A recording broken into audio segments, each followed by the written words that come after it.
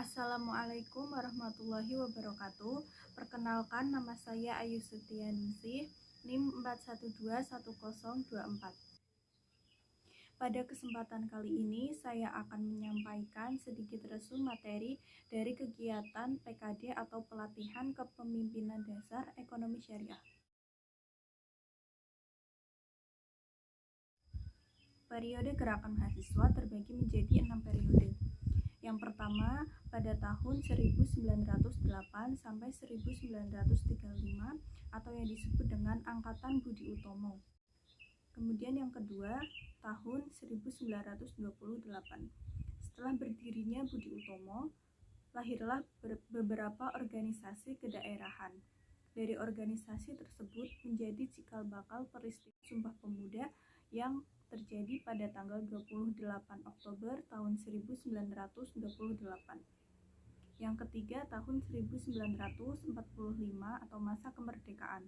Yang keempat, tahun 1945 sampai 1966 yang disebut dengan masa pasca kemerdekaan. Yang kelima, tahun 1966 sampai 1998 yang disebut Orde Baru.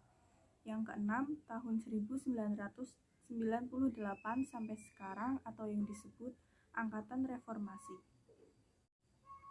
Organisasi mahasiswa yang berperan dalam penumpasan Orde Lama diantaranya HMI, CGMI, GMNI, PMII, PMKRI, GMKI, dan IMM.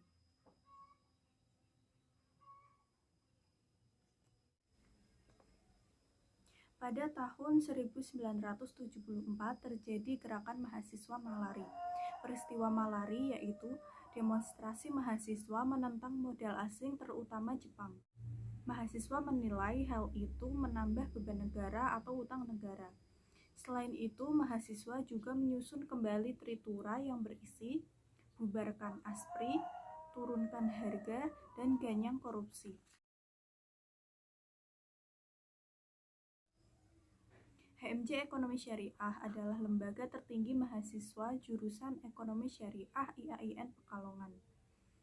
HMJ Ekonomi Syariah didirikan pada 26 April 2006 dan menjadi lahirnya HMJ Ekonomi Syariah.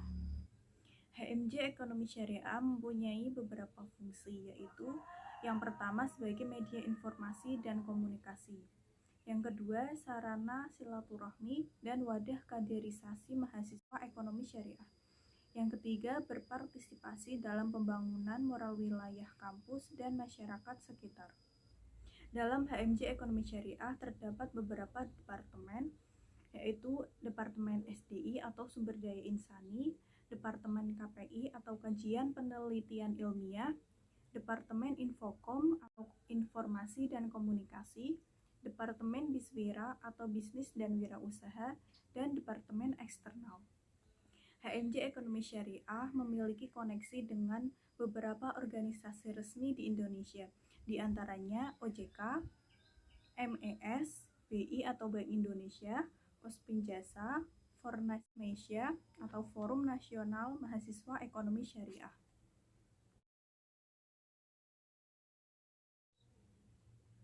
Materi yang ketiga yaitu Student Government.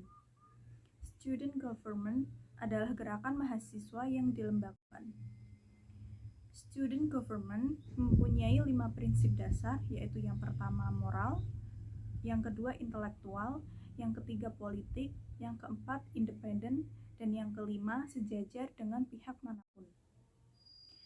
Tugas pokok dan fungsi atau tupoksi Ormawa FEBI yaitu tertuang dalam Permasema, tertuang dalam ADART, dan peraturan lain tentang Ormawa. Mekanisme hubungan pergerakan mahasiswa FEBI IAIN Pekalongan. Yang pertama, menaati aturan dan menjalin komunikasi. Yang kedua, memahami tupoksi bidang masing-masing. Yang ketiga, memahami garis-garis dalam organisasi. Yang keempat, menjalin keselarasan dalam memajukan Ormawa. Hierarki peraturan pergerakan mahasiswa IAIN Pekalongan. Urutan pertama yaitu Statuta IAIN Pekalongan. Yang kedua, Konstitusi Mahasiswa. Yang ketiga, undang-undang atau peraturan pengganti undang-undang. Yang keempat, peraturan DEMA. Yang kelima, peraturan DEMA-SEMA fakultas. Yang keenam, peraturan ketua DEMA. Dan yang terakhir, peraturan ketua HMJ.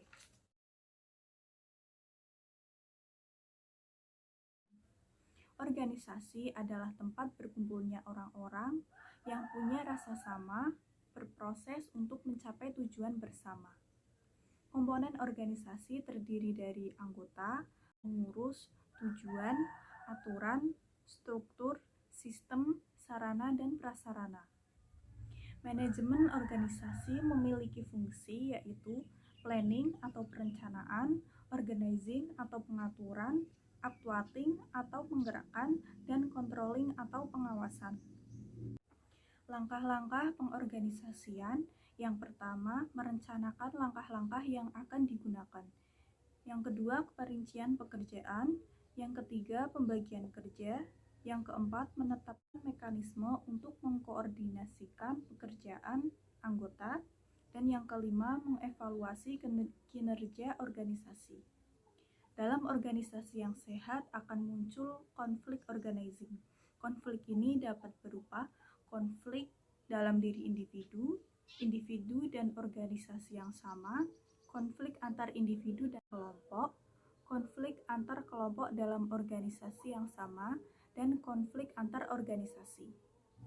Penanganan konflik dalam kelompok dapat dilakukan dengan beberapa cara, yaitu dengan introspeksi, dengan mengevaluasi pihak terkait, dan mengidentifikasi sumber konflik. Manfaat dari mengikuti organisasi sangatlah banyak. Manfaat tersebut diantaranya melatih tanggung jawab, belajar menyelesaikan masalah, memperbanyak relasi atau hubungan atau jaringan, melatih public speaking, dan membuka mindset serta menambah pengalaman. Demikian resume materi PKD yang dapat saya sampaikan. Kurang lebihnya mohon maaf. Wassalamualaikum warahmatullahi wabarakatuh.